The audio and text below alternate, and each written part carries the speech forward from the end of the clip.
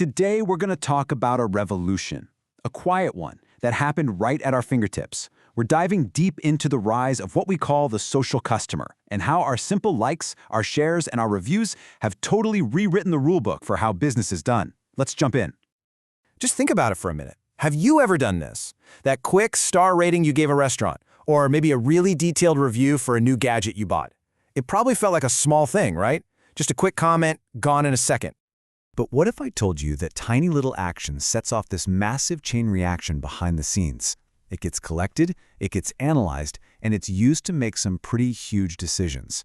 Today, we're going to pull back that curtain and see exactly how your voice became one of the most powerful forces in the entire world of commerce. So, here's how we're going to break it all down. First, we'll look at the big power shift, how it went from companies to, well, you. Then, we'll see how shopping became a social thing. After that, we'll uncover the secret memory banks businesses use to remember you.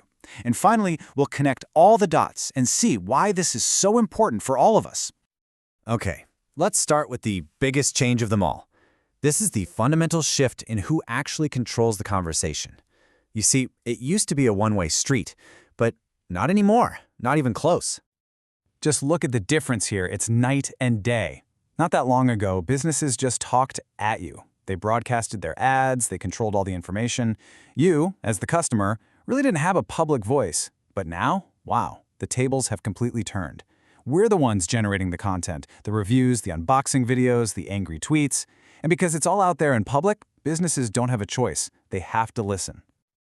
So what's the engine driving this massive power shift? Well, it's a field called social computing. At its heart, it's all about the tech that lets us be social online. It's where computer code meets human community, letting us share and talk and influence each other in these amazing digital spaces.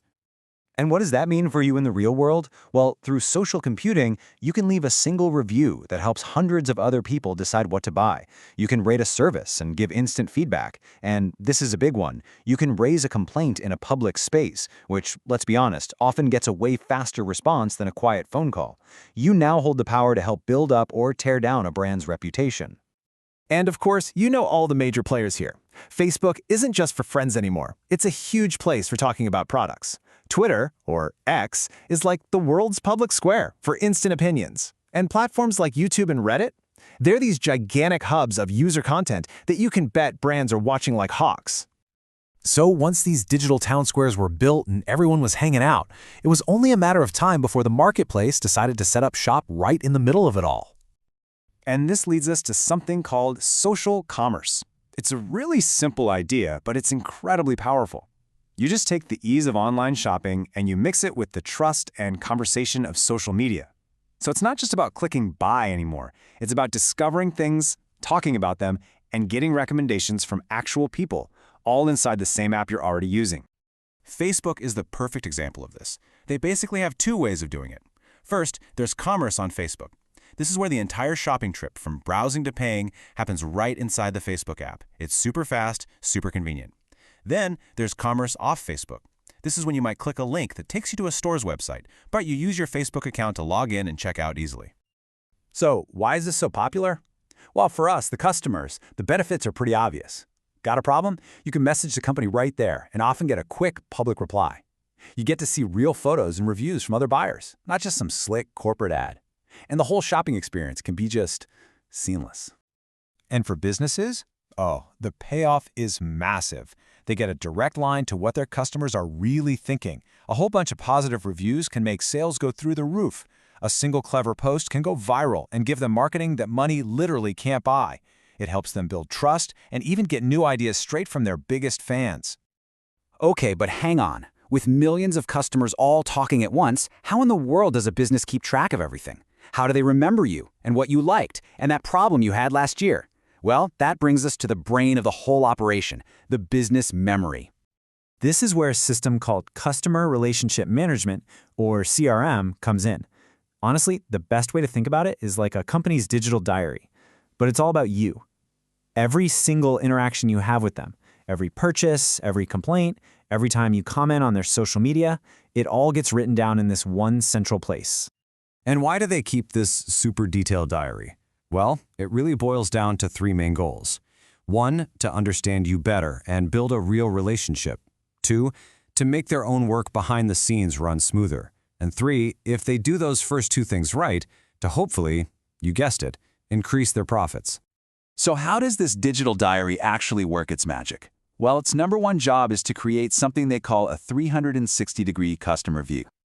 A CRM system basically acts like a giant data vacuum. It pulls in information from everywhere: the pages you visited on their website, what you've bought in the past, your customer service calls, and of course, your social media activity. It pulls it all together into one single profile that gives them this complete 360-degree picture of who you are as a customer. Here's a classic example. I'm sure this has happened to you. You're shopping online, you're looking at fitness gear, you add a yoga mat to your cart. But then, life happens, you get distracted, and you leave the site. The company's CRM logs all of this. It sees an interested customer who didn't quite finish, so it automatically triggers an email to you, maybe an hour later, offering a 10% discount on that exact mat. The goal is simple: nudge you to turn that interest into an actual sale. All right, for our final piece of the puzzle, let's put it all together. We've got social computing, that's the public conversation. And we've got CRM, that's the business's memory. So how do they connect, and what does it all really mean for you? Here it is, the single most important takeaway.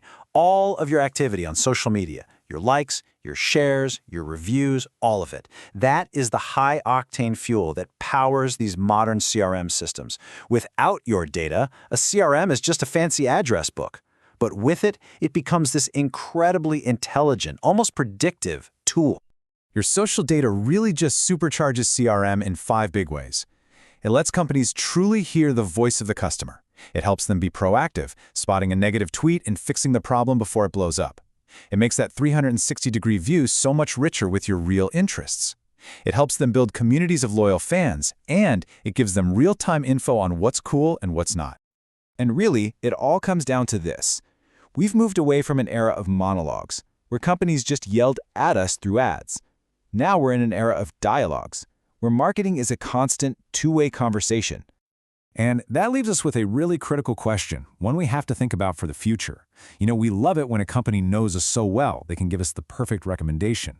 But as they collect more and more of our social data to build these incredibly detailed profiles, we have to ask ourselves, where do we draw the line?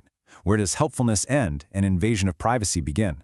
That's the central challenge of this new era, and it's something we're all going to be figuring out for a long, long time.